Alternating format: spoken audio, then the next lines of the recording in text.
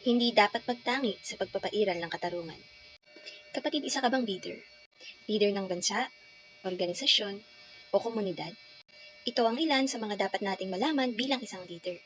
Samahan niyo akong basahin ang Proverb 24 verse 23 to 26. Hindi dapat magtangi sa pagpapairal ng katarungan. Ang hukom na nagpapawalang sala sa may kasalanan ay tinatakwil ng tao at sinusumpa ng bayan. Ang nagpaparusa sa masama ay magpapabuti at pagpapalain. Ang tapat na kasagutan ay tanda ng mabuting pagkakaibigan. Sa madaling salita, dapat daw ang leader ay merong mga bagay na to.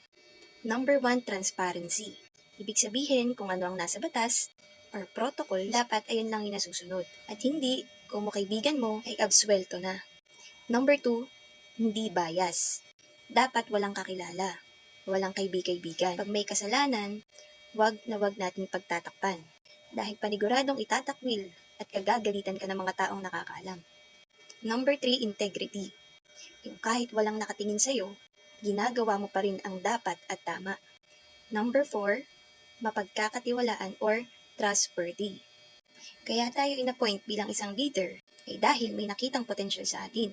Hindi lang basta potensyal kundi katangian. Tapat sa bawat salitang bibigkasin. Walang exemption, kaibigan mo man yan o kakilala. Yun lamang mga kapatid at nawa ay maging aral at gabay ito sa ating mga buhay. Isang mapagpalang araw sa ating lahat. God bless us all.